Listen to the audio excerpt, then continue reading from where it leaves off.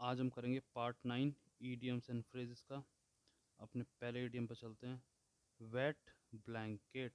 Wait blanket का मतलब होता है जो जॉय को किल कर दे। हु किल्स जॉय, खुशी। ठीक है। और प्रैक्टिकली क्या होता है, कभी आपको सपोज आपको भूख लग रही है बट आप उस टाइम खा नहीं सकते हो। फॉर एग्ज़ाम्पल, अगर आपको 2 बजे रात को भूख लग रही है तो 2 बजे खाओगे तो नुकसान करेगा इन द लॉन्गर टर्म। तो क्या है, अगर आप कुछ गीला तौलिया या कुछ गीला बांध लेते हो पेट पे तो क्या होता है, भूख मर जाती है। तो किल्स हंगर। पर यहाँ पे क्या है, वेट ब्लैंकेट मतलब who kills Joy, right.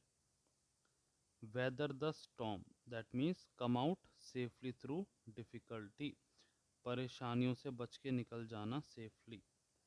Wind fall का मतलब होता है अनएक्सपेक्टेड गुड फॉर्चून। ठीक है, जो जिसकी उम्मीद ना हो वो अच्छा हो जाए। Yellow press, that means sensational newspaper या न्यूज़। ठीक है। फ्लाइंग विजिट होता है शॉर्ट विजिट। ठीक है, वेरी शॉर्ट विजिट कहते हैं फ्लाइंग विजिट। ठीक है। फिंगर इन एवरी पाई मतलब दखल देना, मेडलिंग किसी दूसरे के बिजनेस में। ठीक है, तो बोलते हैं ना mind your own business. Jury is out, ये बड़ा कंफ्यूजिंग है। जूरी इज आउट का मतलब होता है, ऐसा लग सकता है कि ये है डिसीजन इज आउट, बट नहीं। जूरी इज आउट मतलब किसी डिसीजन पे नहीं पहुंचे हैं। तो जूरी को बाहर निकाल दिया गया है क्योंकि वो किसी डिसीजन पे नहीं पहुंचे हैं, ऐसे आप ले सकते हो। ठीक है। So the no decision has been reached, the jury is out, not useful. Take French leave मतलब कहीं से भी चले जाना बिना बताए, तो एब्सेंट विदाउट परमिशन। ठीक है। इन नटशेल, ये इजी है मतलब कम शब्दों में बताना, ब्रीफली। ठीक है। गोज अबाउट मतलब इंफॉर्मेशन सीख करना, तो tries to know more about. Take bull by horns मतलब परेशानियों का, मुसीबतों का सामना करना डट के। ठीक है। Face danger boldly. Keeps an open house मतलब आप सबको वेलकम कर रहे हो अपने घर पे। ठीक है, कहते हैं ना आपके लिए दरवाज़ा खुला है, दैट मीन्स आप उनको इनवाइट कर रहे हो और वो जब भी आए आप उनको इनवाइट करोगे वार्मली। वार्मली। ठीक है, मतलब with all your heart, with all your happiness. Hang bye a thread. Hang bye a thread मतलब इन अ प्रिकेरियस स्टेट। प्रिकेरियस का मतलब होता है dangerous.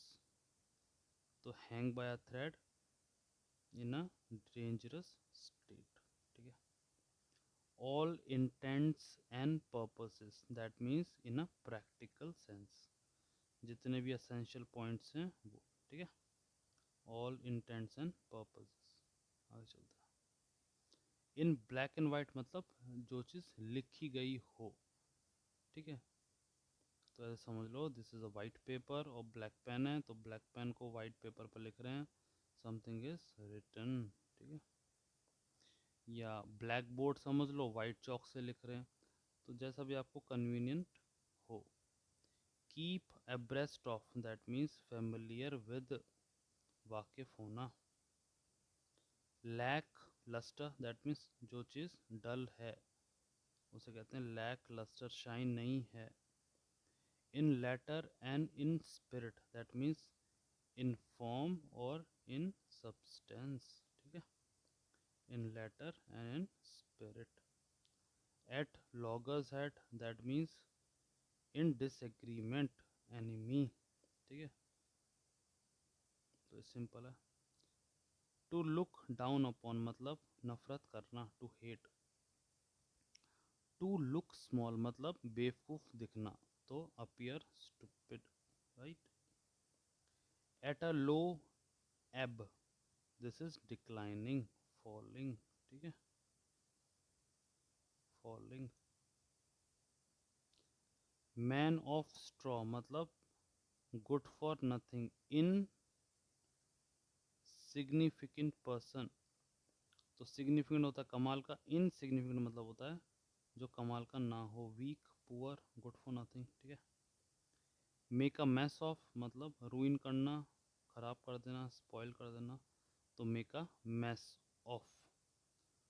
To move heaven and earth मतलब पुरजोर कोशिश करना, make a great effort to move heaven and earth.